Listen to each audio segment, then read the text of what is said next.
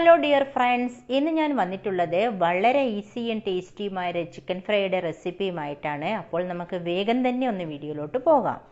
ഉണ്ടാക്കുന്നതിന് വേണ്ടി ഞാൻ ചിക്കനൊക്കെ ക്ലീൻ ചെയ്ത് വെച്ചിട്ടുണ്ട്. വലിയ പീസ് ആയതുകൊണ്ട് ഇതുപോലെയൊക്കെ വരഞ്ഞു വെച്ചിട്ടുണ്ട്. അപ്പോൾ നമുക്കിതിന്റെ മസാലയൊക്കെ ഒന്ന് റെഡിയാക്കാം. ഇത് ഏകദേശം ഒരു കിലോ ചിക്കനോളം ഉണ്ടാകും.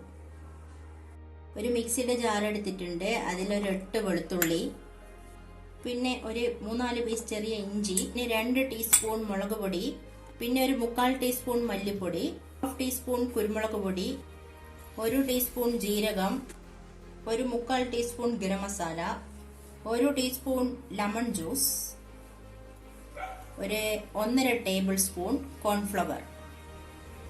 ഇതെല്ലാം കൂടെ നമുക്കൊന്ന് ഗ്രൈൻഡ് ചെയ്തെടുക്കാം. നന്നായി പേസ്റ്റാക്കി എടുത്തിട്ടുണ്ട്. ഇനി നമുക്കിത് ചിക്കനിലോട്ട് തേച്ച് പിടിപ്പിക്കാം. ഇനി ഇതിലേക്ക് വേണ്ടുന്ന ആവശ്യമായുള്ള ഉപ്പ് കൂടെ നമുക്ക് ആഡ് ചെയ്ത് നന്നായി മിക്സ് ചെയ്യാം. ഇതുപോലെ കൈകൊണ്ട് തന്നെ നമുക്ക് മിക്സ് ചെയ്തെടുക്കാം. നന്നായി മിക്സ് ചെയ്ത് വെച്ചിട്ടുണ്ട്. ഇതിന് നമുക്ക് 1-2 മണിക്കൂർ റെസ്റ്റ് ചെയ്യാൻ വേണ്ടി വെക്കുക. ഇത് ഫ്രിഡ്ജിൽ വെച്ച് കഴിഞ്ഞാൽ നല്ലതായിരിക്കും. 2 മണിക്കൂറൊക്കെ കഴിഞ്ഞിട്ടുണ്ട്. ചിക്കനിലൊക്കെ മസാല നന്നായി പിടിച്ചിട്ടുണ്ട്. ഇനി നമുക്കിത് ഫ്രൈ ചെയ്തെടുക്കാം. കടായി ചൂടാൻ വെച്ചിട്ടുണ്ട്. അതിലേക്ക് ഞാൻ ഓയിൽ ഒഴിച്ചിട്ടുണ്ട്. സൺഫ്ലവർ വെളിച്ചെണ്ണ ഏത് വേണമെങ്കിലും നിങ്ങൾക്ക് ഉണ്ടാക്കിയെടുക്കാം. ഞാനിപ്പോൾ സൺഫ്ലവർ ഓയിലാണ് ഒഴിച്ചിട്ടുള്ളത്. എണ്ണ ചൂടായിട്ടുണ്ട്. ഇതിലേക്ക് നമുക്ക് കുറച്ച് കറി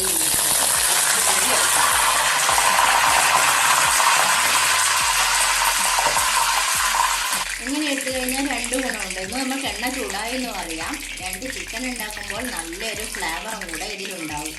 ചിക്കൻ പീസിൽ ഞാൻ മഞ്ഞളും കൂടെ ആഡ് ചെയ്തിട്ടുണ്ടായിരുന്നു. വീഡിയോ എടുക്കുമ്പോൾ അത് മിസ്സായി പോയതാണ്. കോൺഫ്ലോർ നിങ്ങൾക്ക് വേണമെങ്കിൽ ചിക്കൻ പീസിലും മാത്രമായിട്ടിടാം. ഞാനിപ്പോൾ എല്ലാം കൂടെ മിക്സിയിൽ എടുക്കുകയാണ് ചെയ്തിട്ടുള്ളത്. ഇനി നമുക്ക് ചൂടായ എണ്ണയിലോട്ട് ഓരോ പീസായിട്ട് ഇട്ട് കൊടുക്കാം. 1 സൈഡൊക്കെ ആയി വന്നിട്ടുണ്ട്. ഇനി നമുക്കിത് പതുക്കെ തന്നെ തിരിച്ചിട്ട് കൊടുക്കാം.